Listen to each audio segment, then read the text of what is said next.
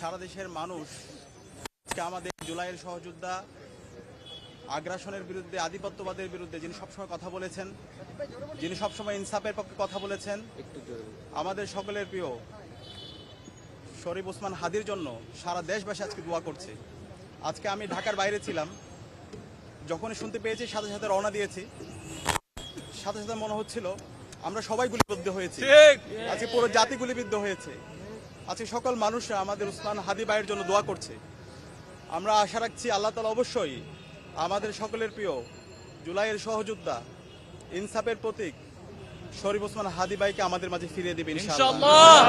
আমরা পরিবারের সাথে সাক্ষাৎ করেছি, পরিবার আল্লাহর কাছে দোয়া করছে, মেন্টালি তারাও স্টেবল অবস্থায় আছে ইনশাআল্লাহ। আল্লাহর রহমতে আমাদের সকলের প্রিয় ওসমান হাদি ভাই বাংলাদেশের 18 কোটি মানুষের দোয়ায় আমাদের মাঝে ফিরে আসবে ইনশাআল্লাহ। একই সাথে আজকে আমরা অন্তর্বর্তীকালীন সরকারকে জিজ্ঞেস করতে চাই, এই জুলাই বিপ্লব পরবর্তী আজকে 1.5 বছর হচ্ছে, এই অপরাধী যারা আছে, কালপ্রিট যারা আছে, এই খুনি হাসিনা এবং তার দোসররা, নিষিদ্ধ ঘোষিত ছাত্রলীগ, নিষিদ্ধ ঘোষিত আওয়ামী লীগ এবং যুবলীগ, এই সন্ত্রাসীরা কিভাবে আজকে এই স্বাধীন বাংলাদেশে এইভাবে আমার ভাইকে গুলি করতে পারে, এই অপরাধীরা কিভাবে জামিনে মুক্তি পায়, সেটা আমরা আজকে আপনাদের কাছে কোয়েশ্চেন করতে চাই। আজকে অন্তর্বর্তীকালীন সরকারের উদাসীনতার কারণে এই ধরনের গণহত্যাকারী, শিশু হত্যাকারী এবং গত 16 বছরে যারা গুম, খুন, আয়নাগর তৈরি করেছে, এই খুনি হাসিনার দোসররা তারা আবার নতুনভাবে ষড়যন্ত্র এবং চক্রান্ত করার সুযোগ পাচ্ছে। আমরা হুঁশিয়ার করতে চাই, এই স্বাধীন বাংলাদেশে খুনি হাসিনা এবং তার দোষদের কোনো ঠিকানা হবে না। প্রত্যেকের এই স্বাধীন বাংলাদেশে বিচার হবে এবং একই সাথে এই বাংলাদেশে, স্বাধীন বাংলাদেশে আর কোনো ধরনের দিল্লির এজেন্ডা এখানে আর বাস্তবায়ন হবে না। বাংলাদেশে রাজনীতি করবে বাংলাদেশপন্থী যারা আছে তারাই।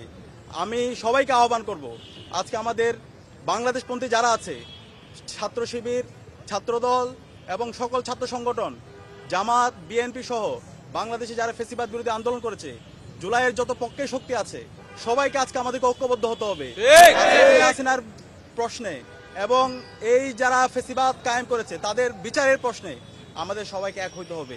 আমরা ঐক্যবদ্ধভাবে এই খুনি হাসিনার বিরুদ্ধে এবং বাংলাদেশের স্বাধীনতা, সার্বভৌমত্ব, অখণ্ডতাকে আমাদের অক্ষুণ্ণ রাখার জন্য আমাদের ঐক্যবদ্ধ হওয়ার জন্য আমি সবাইকে আহ্বান করছি।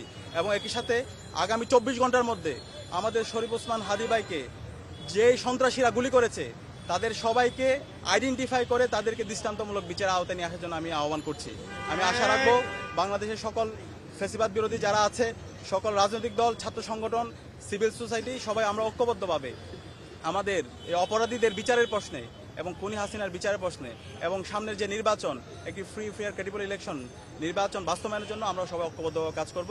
এবং এই যাত্রায় ঢাকা বিশ্ববিদ্যালয় কেন্দ্রীয় ছাত্র সংসদ ডাকসু বাংলাদেশের মুক্তিকামী ছাত্র জনতাকে সাথে নিয়ে আমরা আমাদের লড়াই অব্যাহত রাখবো ইনশাআল্লাহ।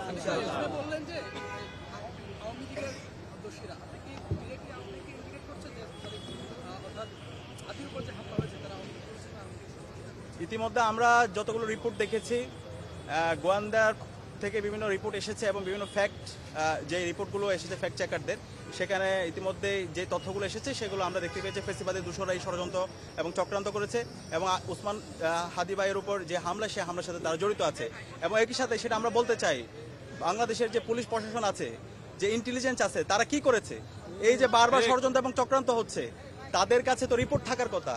আমাদের কাছে মনে হচ্ছে এই ফ্যাসিবাদের দোসররা তারা এখন পর্যন্ত পুলিশের মধ্যে আছে, তারা হচ্ছে এখন পর্যন্ত অ্যাডমিনিস্ট্রেশন আছে, এখন পর্যন্ত সচিবালয় আছে, এখন পর্যন্ত বিশ্ববিদ্যালয় আছে, সেখানে বসে তারা বিভিন্ন ধরনের ষড়যন্ত্র এবং চক্রান্ত করছে। এবং তাদের এই ষড়যন্ত্র এবং চক্রান্তগুলোকে আমরা দেখতে পাচ্ছি সেই ফ্যাসিবাদী কাঠামোতে যেভাবে মিডিয়া এই ধরনের ফ্যাসিবাদকে প্রশ্রয় দিয়েছিল, এই ফ্যাসিবাদী যেই কাঠামো, সেই কাঠামোকে টিকিয়ে রাখার জন্য মিডিয়া যেভাবে হচ্ছে কনসেন্টগুলোকে তারা ম্যানুফ্যাকচার করেছিল, ঠিক একই কায়দায় নতুন বাংলাদেশে আমরা মিডিয়ার এই ধরনের দ্বিচারিতা দেখতে পাচ্ছি।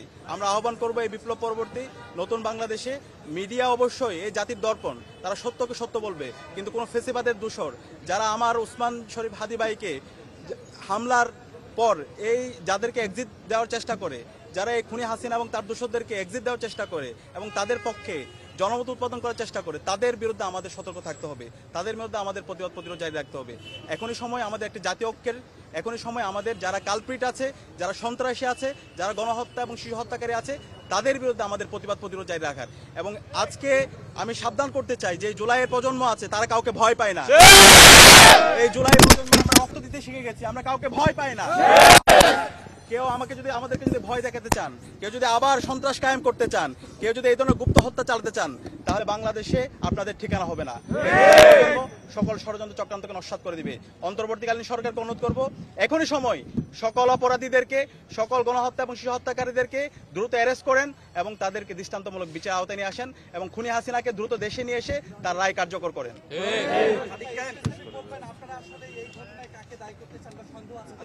এটা ইতিমধ্যে আমরা বলেছি, ইতিমধ্যে এটা সরকারের দায়িত্ব এবং যতগুলো রিপোর্ট এসেছে সেই রিপোর্টের মধ্যে আপনারা দেখেছেন, যারা আছে এটা সরকারের দায়িত্ব দ্রুত সময়ের মধ্যে তাদেরকে অ্যারেস্ট করে দৃষ্টান্তমূলক বিচার আওতায় নিয়ে আসা। একটা প্রশ্ন, সেটা হচ্ছে যে নির্বাচনের তফসিল হয়েছে, নির্বাচন খুব কাছাকাছি চলে আসছে, এই মুহূর্তে এইরকম একটি ঘটনা নির্বাচনকে বানচাল করার কোনো বার্তা কিনা, আপনি কি মনে করেন? আমরা দেখতে পেয়েছি গতকাল তফসিল ঘোষণার পর থেকে এই পতিত ফ্যাসিস্টরা বিভিন্ন ধরনের ষড়যন্ত্র এবং চক্রান্ত করছে, হুমকি দুমকি দিচ্ছে যেন নির্বাচন না হয়। সুতরাং তাদের এই হুমকি দুমকি কোনো কাজ হবে না। এই জায়গায় নির্বাচন কমিশনের এবং অন্তর্বর্তীকালীন সরকারের দায়িত্ব হচ্ছে নাগরিকের নিরাপত্তা এনশিওর করা এবং একটি ফ্রি ফেয়ার ক্রেডিবল ইলেকশন আয়োজন করা। এই দায়িত্ব আশা করছি অন্তর্বর্তীকালীন সরকার, আইন শৃঙ্খলা বাহিনী এবং একই সাথে নির্বাচন কমিশন তারা দায়িত্বশীল আচরণ করার মাধ্যমে আমাদের একটি সুস্থ নির্বাচনের জন্য এই জাতিকে তারা সুন্দর একটা পরিবেশ তৈরি করবে।